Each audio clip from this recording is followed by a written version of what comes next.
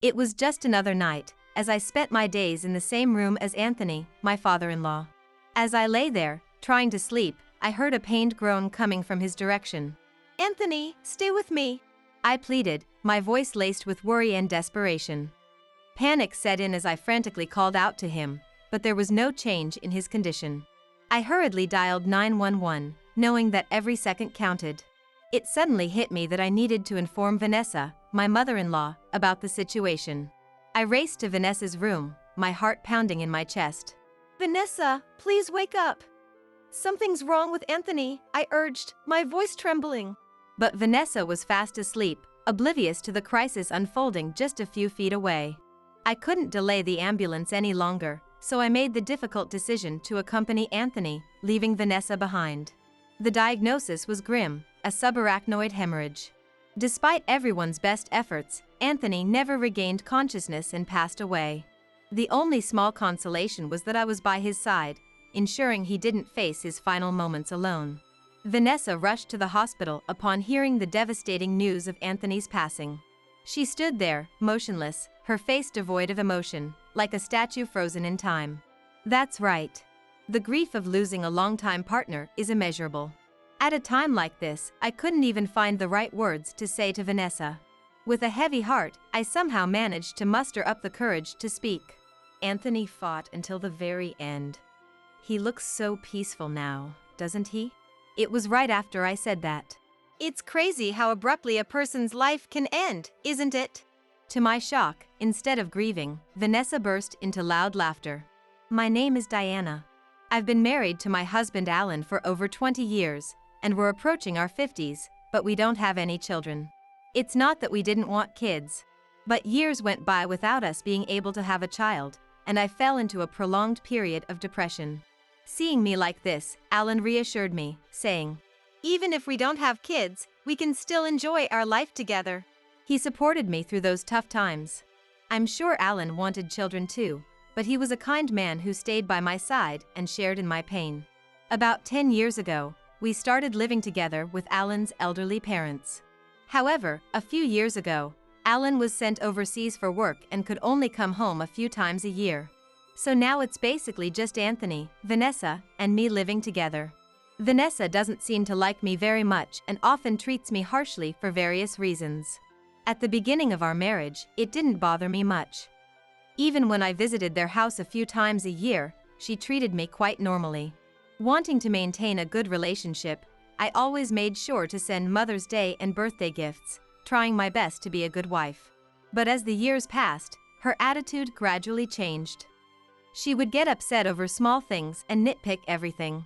One of the reasons for Vanessa's attitude is probably the fact that Alan and I don't have children.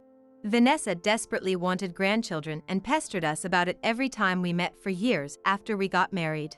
But I guess she got tired of waiting for us to have a child, and little by little, the kindness and gentleness in her demeanor faded away. It's been a long time since we chose to live as just the two of us, but I still feel guilty about not being able to give Vanessa grandchildren. Maybe that's why I can't really argue back against Vanessa. No matter what she says to me, I can only silently accept it. I'm sure today too, she'll complain about how the cooking tastes off or the cleaning isn't good enough, or whatever unreasonable thing she can think of. I've been in this situation for so long that while I feel upset in the moment, I get used to it after a while. Anthony worked as a carpenter. He was a very easygoing and responsible person, with straightforward eyes that looked a lot like Alan's. He was well respected by his co-workers, and even at age 70, he still went to work energetically every day. But unfortunately, 7 years ago, he lost his footing while on the job and fell from a high place. Luckily, his life wasn't in danger, but he injured his lower back and was hospitalized. Despite treatment and rehabilitation, he lost the ability to move his lower body and now requires care to get by on his own. Soon after Anthony was hospitalized, I quit my part-time job to become a housewife and devoted myself to preparing for his care and visiting him. I was so worried about Anthony and didn't want him to feel lonely, so I made time to visit the hospital almost every day. Vanessa also seemed shaken by the sudden event. While I was doing housework, she often seemed busy or out of the house during the day. She must have been really concerned about Anthony. Thank you for coming again today, even though you're busy. Seeing your face cheers me up, Diana. Anthony greeted me with a smile every day and showed concern for me. I always had short visits and looked frazzled, so I felt bad for Anthony. But seeing Anthony's face put me at ease too and gave me energy. Today, I finished the housework early for once and had more time than usual. It looked like I could have a slightly longer visit.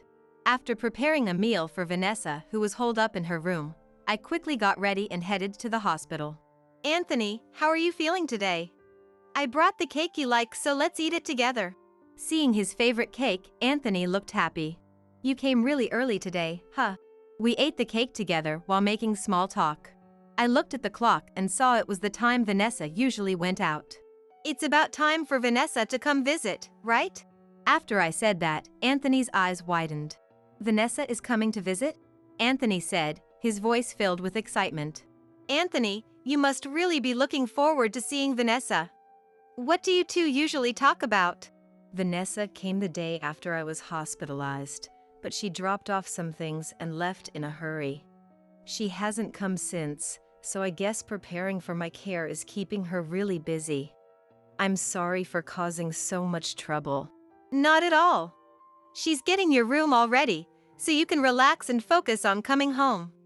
Vanessa did mention it's been hard. Though I found it strange, I replied like that so he wouldn't notice. Yeah. She said something about preparations. Tell Vanessa to come by when she has time. I want to have a good long talk for once, as an apology for ending up like this. Anthony gave me that message with an embarrassed laugh. Got it. Next time I'll have Vanessa bring the cake. Get plenty of rest, okay? Saying that, I left his hospital room. Anthony's words didn't sit right with me and I went home with a sense of unease. Vanessa has no interest in preparing for the caregiving, so I've been doing it all myself. And Vanessa hasn't even come to visit him. For now, I'll try to casually ask Vanessa where she's always going out to while delivering Anthony's message. A while after I got home, Vanessa returned. Welcome back, Vanessa. Anthony seemed really eager to see you. I told her that, but there was no reaction from Vanessa. Maybe she didn't hear me? I tried telling her again. Why would I go when I'm so busy? The hospital is taking care of him anyway, so there's no need for me to visit. She replied coldly in an irritated voice, as if it was someone else's problem. I didn't want to put Vanessa in a bad mood, so I couldn't say anything more and ended the conversation there. Some time later, Anthony finished his necessary treatment at the hospital and his discharge was decided. The day before his discharge, Vanessa said, If you're going to be home all day even after Anthony is discharged, we don't need any helpers, right? I was surprised by those words. She said it like it was only natural for me to take on all the caregiving responsibilities. Not only did she barely visit him in the hospital, but she has no intention of helping with his care at all. Ever since Anthony's care at home began, Vanessa has pushed all the housework and caregiving onto me. On top of that, just like before, no, even more than before, Vanessa nitpicks and complains about every little thing like how I clean or season the food. With the caregiving too, she doesn't like how I do things and butts in saying this or that way is wrong or pitiable. She says so much that I get tired of arguing back. So before I reach my limit, I regularly call Alan to vent and have him listen. Alan thoroughly listens to me over the phone and accepts what I'm saying, expressing even more anger than I do. And during his visits home about once every 3 months, he helps with the housework and caregiving. Each time, I'm filled with a sense of reassurance and relief. Furthermore, Alan scolded Vanessa for being too hard on me. When Alan got angry at her, Vanessa seemed really depressed. But it was just an act in the moment and she wasn't fazed at all. As soon as Alan left the house again, she'd react by being even harsher with me, repeating this pattern many times. But even with all that, for 7 whole years, I've spent every day perfectly handling all the housework like cooking, cleaning, laundry while being criticized by Vanessa and devoting myself to caregiving. Strangely, even living that kind of life, I rarely felt the caregiving to be painful. That's probably thanks to Anthony's personality. From the beginning of our marriage, Anthony doted on me like I was his real daughter. He'd give me presents on my birthday and always complimented my cooking. He was very considerate of me and a reassuring presence, sometimes listening to my small complaints and worries, encouraging and supporting me. I was always immensely grateful to kind Anthony and wondered if there was any way I could repay him. Right then, this sudden life of caregiving began. I wanted to repay Anthony and convey my gratitude up until now in any way I could. Due to his injured lower back, Anthony can't move his lower body. He needs assistance with things like going to the bathroom, bathing, and moving around. But he can still move his upper body normally and eat on his own. Other than his lower body, there are no lingering effects anywhere else. His mind and speech are the same old Anthony as before. So I was able to happily provide care while talking about all sorts of things like always and sometimes even joking around. Once a week, I do a video call with Alan. We give updates on how we're each doing and the three of us chat and have a good time together. During this call, we got excited talking about countries we want to visit. The three of us went on and on about what kind of scenery we want to see where, what local cuisine we want to eat, which ethnic outfits we prefer. It was like a dream. But man, I'm amazed at how skillfully he uses a tablet at 81 years old. While on the video call, he looks up photos and information related to our travel discussion, showing me and even Alan through the screen as we talk. Then one day, as daily life continued as usual, I woke up in the morning and went to the living room. There was a faint bad smell. To get to the bottom of that odor, I followed my nose. It led me to the yard where we keep a small shed. Scattered around the yard were the used diapers that should have been gathered in garbage bags. I always put the diapers used for caregiving in sealed bags and keep them in the locked shed until garbage collection day. So even if birds or cats got into the yard, there's no way they could get the diapers out. If not that, could it be a thief? I keep the key inside the house, but there's no sign of anyone breaking in and the key is right where it should be. Suddenly, a scene from yesterday flashed through my mind and I grew suspicious. Yesterday, while the three of us were excitedly chatting on the video call for a long time, the door to the room we were in was slightly open. Partway through, I felt someone watching me, so I looked over and saw Vanessa standing on the other side of the door. Thinking she might be curious about what we were doing, I asked if she wanted to join the video call too, but she just glared at me silently and walked away. She probably didn't like that we were having such a good time without her. Could she have really scattered the diapers around the yard out of spite? It was almost time for breakfast, so for the moment, I made Anthony's meal, brought it to him, and then went to clean up the yard. It was a miserable sight, but after collecting everything, spraying it down with water, and disposing of it, the bad smell subsided and the yard returned to normal. This time I tied the bags even more securely than before. With the yard back in order and the incident settled, I figured Anthony would be finishing up breakfast soon, so I went to clear away his dishes. But to my shock, I couldn't find the plates anywhere and there were no signs that he had eaten. I was sure I brought him his meal. Tilting my head in confusion, I asked Anthony what happened to the dishes. Vanessa took the food, saying she was going to reheat it. That's the reply I got. Apparently, it had been a while since she took it and she still hadn't brought it back. I hurried to the kitchen and was met with another unbelievable scene. All of the food I had prepared for Anthony had been thrown into the sink.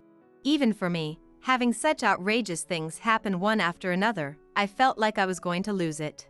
I searched for Vanessa, but she was nowhere to be found. Her usual purse and shoes were gone, so she must have gone out while I was cleaning the yard.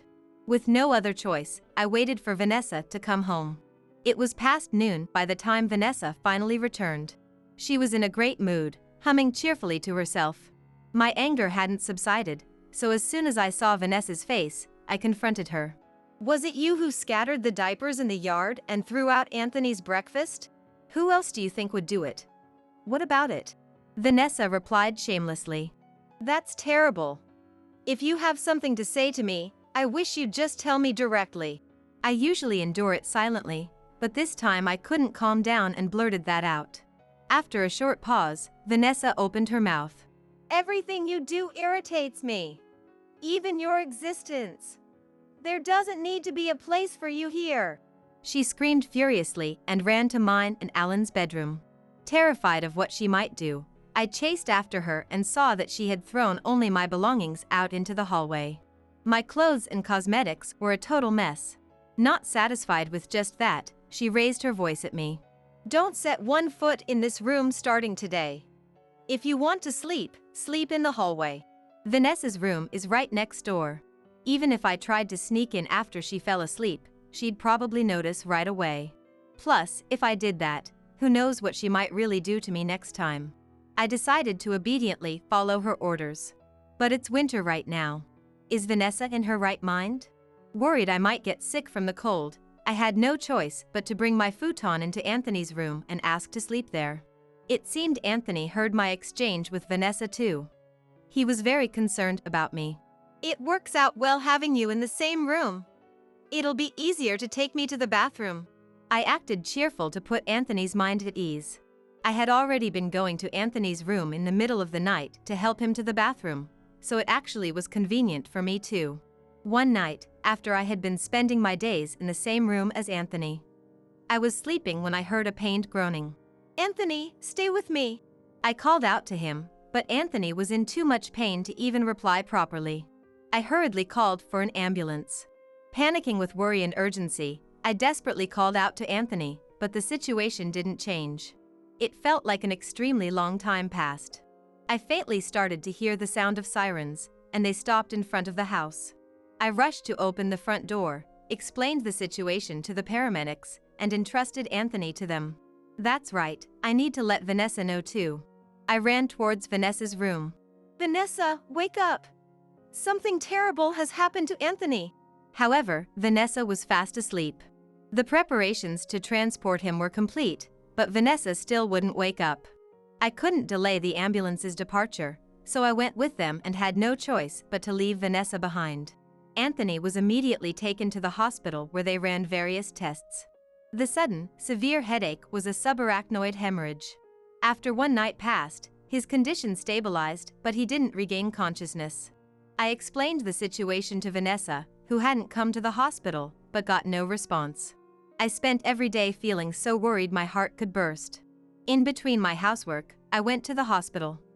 All I could do was check on Anthony and pray for his recovery. But my prayers were in vain. After a few days passed, Anthony became one who would never return, without ever regaining consciousness. Anthony's final expression was peaceful, like he was sleeping. I felt his usual kindness emanating from him. During one of my usual visits, Anthony's condition suddenly changed and I was able to be there for his final moments.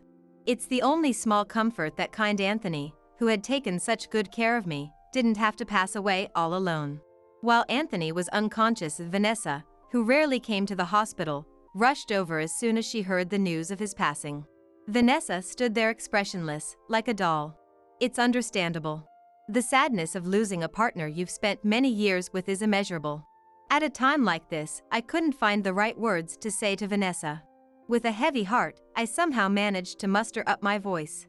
Anthony fought until the very end. He looks so peaceful now. It was right after I said that. I couldn't believe my ears. Surrounded by Anthony quietly sleeping, in the somber atmosphere of the silent hospital room, a loud laughter reverberated. Vanessa had burst out laughing. It's crazy how abruptly a person's life can end, isn't it? Her own husband had passed away, but instead of grieving, she spoke as if it was someone else's business. I didn't want to believe it, but she even seemed to be happy, judging by her bright expression. I was shocked by Vanessa's behavior. Alan also rushed back home after hearing the news and shared in our grief. But there was no time to be sad as the funeral preparations proceeded. Throughout the funeral, I was overwhelmed with immense sorrow. Similarly, Alan seemed unable to accept this parting. During the funeral, I happened to glance at Vanessa out of concern and saw that she was crying. What was with that loud laughter at the hospital? It's like she's a different person, shedding tears for her lost husband. That scene, which should seem completely natural, felt suspicious to me. As the funeral was nearing its end, with all the relatives gathered, Vanessa, who had been crying until then, suddenly spoke up. Everyone, listen up. This woman, despite being Alan's wife, was having an affair with Anthony. At that outrageous claim spoken in a wild voice, the eyes of everyone there turned to me. For a moment, I couldn't comprehend the situation and my mind went blank. Once I processed what was happening, I hurriedly denied it, saying there's no way that could be true. That's not true. There's no way I would do something like that. I protested against Vanessa, but still her lies didn't stop. She has her own room, but she purposely stayed in Anthony's room. What do you all think? She's Alan's wife, but she lived in the same room as Anthony. That's unbelievable, right? Vanessa didn't mention at all how she had kicked me out of my room. She attacked me while crying hysterically, as if throwing a fit. I felt quite disgusted by Vanessa's act. But the relatives believed Vanessa as she made accusations through her tears. At this rate, I alone would be made out to be the villain. At that moment, Alan, who had been silently listening the whole time, intervened in a loud voice.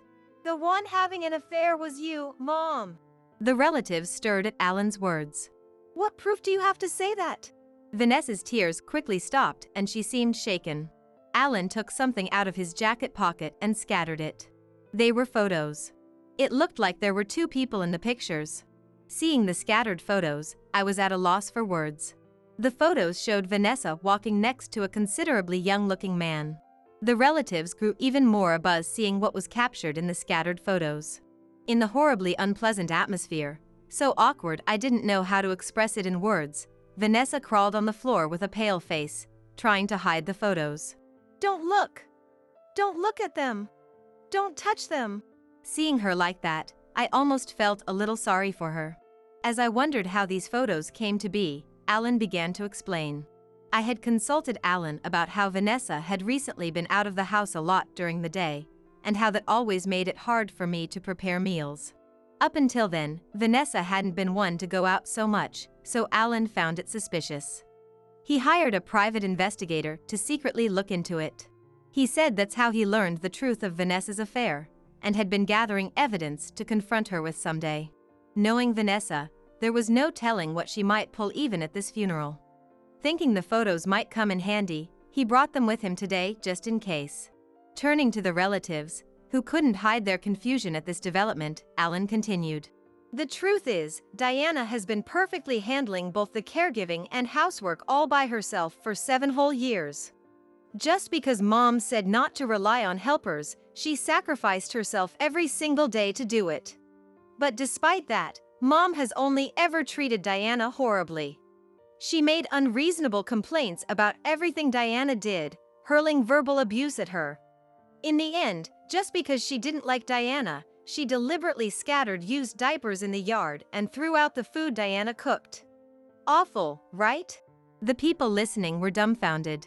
Even though Diana was trying so hard, Mom locked her out of her room and told her to sleep in the hallway. That's inhumane. That's why she was staying in Dad's room. Hearing that, I couldn't hold back my tears any longer. Even though I hadn't told Alan too many details during our phone calls while he was away, not wanting to worry him, he understood my situation this well. More than anything, I was grateful that he stood up for me in front of everyone. The depth of Alan's love in protecting me is immeasurable, and especially in a situation like this, I feel saved by his presence. If you still don't believe it, will you listen to this too? Alan also had a recording. Alan quietly hit play. Everyone there listened intently. Vanessa's abusive yelling and cursing directed at me played back. Hearing Vanessa's verbal abuse that I had been subjected to many times a day all over again made me want to cover my ears. Ah, I remember that time. The memory made my chest tighten. The audio cut off. Do you think Diana, who works this hard and cares so much about her family, was having an affair with Dad? Even after hearing this, do you all still believe Mom? Then the next audio began. You're such a burden, becoming like this. I wish you would just. One terrible thing after another, so shocking I could hardly believe my ears. Vanessa, who I thought only treated me harshly, had been hurling unbelievable abuse and insults at Anthony too. What kind of person is she? Even though they had lived together as husband and wife for many years and were able to live comfortably thanks to Anthony's hard work. How could she say such awful things? Imagining Anthony being subjected to those words, I felt unbearably pained.